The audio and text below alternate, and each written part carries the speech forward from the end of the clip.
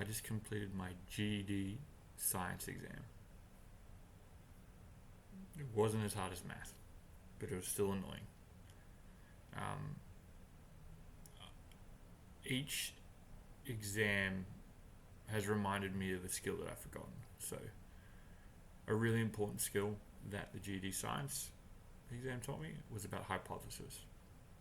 The ability to question a hypothesis, how to construct a hypothesis, and why hypotheses are important when you're conducting experimentation.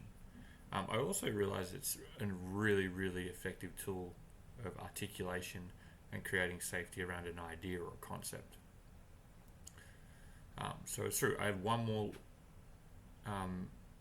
exam left, which is language and arts, or in Australia, English literature or English, really as a subject. It's going to be interesting to do that exam without having to do any written components, but that's the last one left before I start booking in all of my GED diploma in the next few weeks. There's a few things I've learned. The main thing that I've really learned is this idea of independent learning.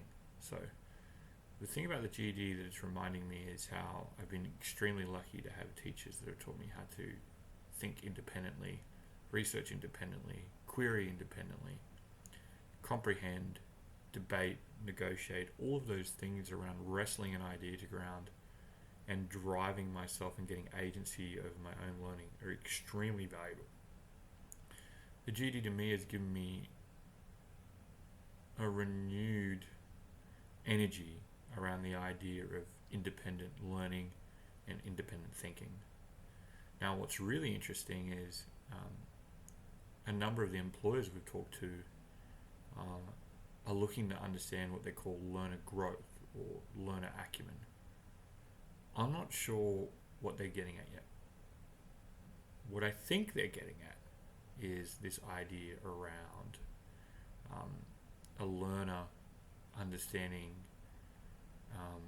what knowledge to take in, a learner understanding what knowledge to compare and contrast, a learner understanding how to comprehend and articulate what they need to do, a learner understanding how to write a query, and then a learner understanding the best way of taking in new information and assessing if it's reliable until they earn a skill. So this concept of knowing what to learn, knowing how to query it, knowing how to see if it's reliable, and then validating a behavior change or learning a new skill is what I think they're getting at. It's this idea of an independent thinker or an independent learner. Now, I'm not sure if the schooling system helps you with that, but I do know that I had a fourth grade teacher that helped me understand independent learning and understand the reason why we learn, how we're learning it. Is it still important to learn? All of those questions were asked after we'd learned and taken in the information for the day. So in the going age of where information is accessible, bias needs to be interrogated and reliability needs to be questioned. The idea of an independent thinker and an independent learner who has agency over how they learn and what they learn is becoming like gold to companies. They're trying to figure out how to access and assess a learner's growth over time. And what I do think is that the GED learner is a great place to start. I do believe they're getting agency over their learning. They're mature enough to understand it. They have a reason for doing it, and they have to learn to query. So if you can take that foundational base and keep running an effective learning program, you could really grow an independent learner with a GED student. And I don't think I learnt that at university. I think independence is removed at university.